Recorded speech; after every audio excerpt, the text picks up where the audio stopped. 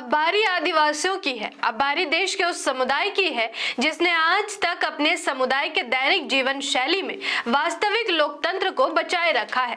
आदिवासी समुदाय में जितनी सुरक्षित और सम्मानित महिलाएं हैं उतनी आज किसी वर्ग में नहीं। आदिवासी एकता को तोड़ पाना शायद ही मुमकिन था, या कोई सोच भी नहीं सकता था कि आदिवासी बढ़ जाएंगे या बांट दिए जाएंगे। मगर इस देश की तकदीर में एकता तब तक जड़त्व को नहीं पा सकती जब तक इस देश में ब्राह्मणवाद जिंदा है।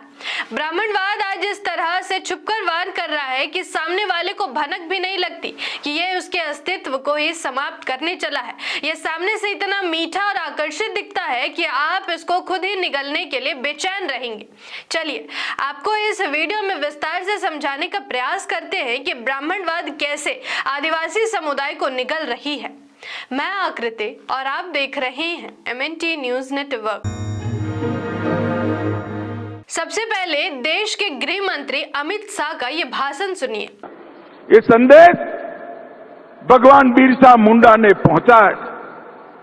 ये जो जल है, जंगल है, पहाड़ी है, ये हमारे वनवासियों भाइयों के लिए आस्था का केंद्र है, आजीविका का साधन भी है और उनकी अस्मिता और संस्कृति का संरक्षण करने वाला अभेद किला भी।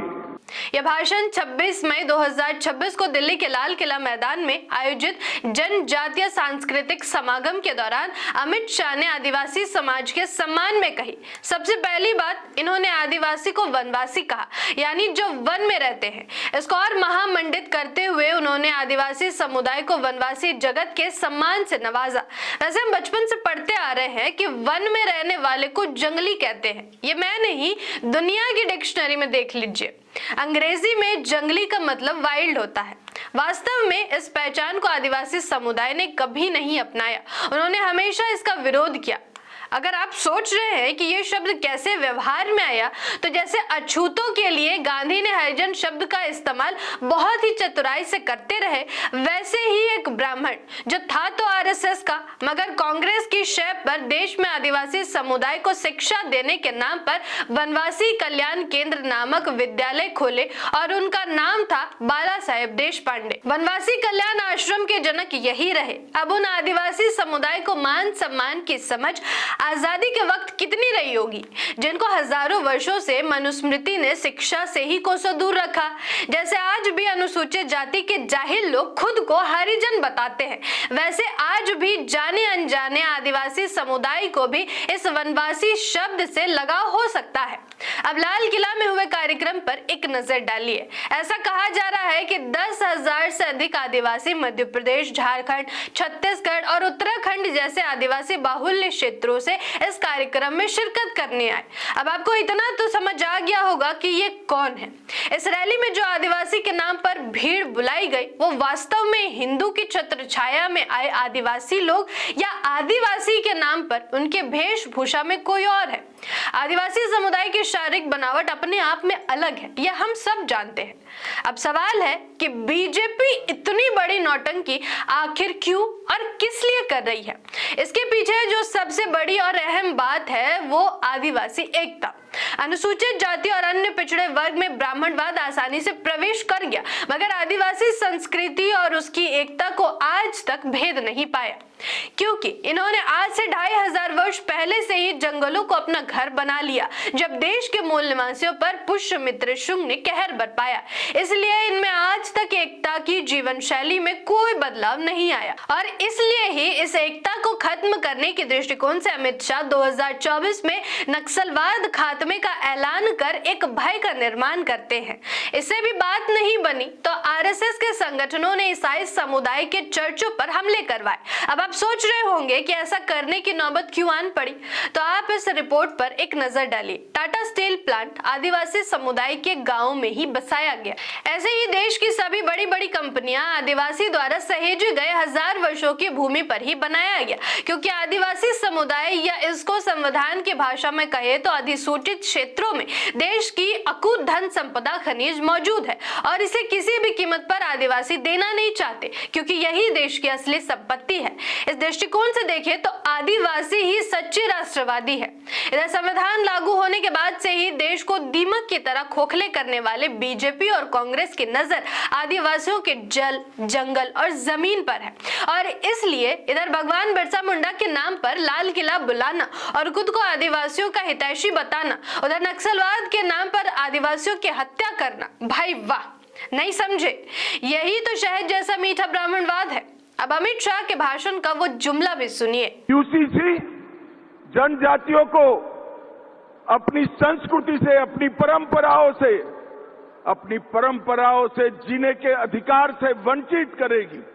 मैं आज इस मंच से नरेंद्र मोदी सरकार के गृह मंत्री के नाते स्पष्ट कर देना चाहता हूं, यूसीसी की कोई पाबंदी वनवासी जगत पर, वनवासी व्यक्ति पर लगने वाली नहीं। वो कह रहे हैं कि यूसीसी बिल वनवासी जगत पर, वनवासी भाइयों पर लागू नहीं होगा। यह नरेंद्र मोदी की सरकार है। अब यूसीसी बिल की राजनीति भी समझिए। यूसीसी लागू करने के लिए राज्य सरकार जिम्मेदार है और ये भारतीय संविधान के अनुच्छेद 44 का हवाला देकर बीजेपी ने लाया है। एक बात याद दिला दे कि बाबा साहब अम्बेडकर ने जब हिंदू कोड बिल लाया था, जिसमें महिला वर्ग को हर क्षेत्र में समानता देने का प्रावधान किया जाना था, तो उस वक्त देश भर के ब्राह्मण बनिया वर्ग ने आसमान सिर पे उठा लिया था और आज बीजेपी शासित 2 प्रदेशों में, उत्तराखंड और गुजरात में, वही यूसीसी यानी यूनिफॉर्म सिविल कोड महिला अधिकार सुरक्षा के नाम पर लागू किया गया। एक्चुअल में उत्तराखंड में नाम मात्र के धार्मिक अल्पसंख्यक है जिनको आसानी से दबाया धमकाया जा सकता है, इसलिए वोट की राजनीति में यूसीसी बिल उत्तराखंड और गुजरात में लागू कर दिया। मध्य प्रदेश, झारखंड, छत्तीसगढ़ में आदिवासी बहुल्यता है, वहां अगर इन्होंने इनको ऐसे ही छेड़ा तो बीजेपी की खैर नहीं। इसलिए आदिवासी समुदाय में धर्म के नाम पर फूट, मतलब सरना और क्रिश्चियन को आपस में लड़ाने के दृष्टिकोण से क्रिश्चियन आदिवासी पर हमले की तैयारी इसी यूसीसी बिल की आड़ में करने की योजना है। पिछले कई दशकों से सरना कोड की मांग आदिवासी समुदाय कर रहे हैं। झारखंड के हेमंत सोरेन सरकार ने केंद्र को अनेकों बार प्रस्ताव भी भेजा, मगर आज तक बीजेपी सरकार ने इसकी मंजूरी नहीं दी। ये है इनका आदिवासी प्रेम। दूसरी बात, अगर आदिवासी समुदाय को आजादी के बाद से ही एक नागरिक को मिलने वाले सभी अधिकार मिलते, तो फिर ये क्रिश्चियन धर्म में जाते ही क्यों? मामला दूरदृष्टि का है। पहले भगाओ, फिर भागने के क्रम में जैसे ही दूर जाए तो एनकाउंटर कर दो कानून के नाम पर।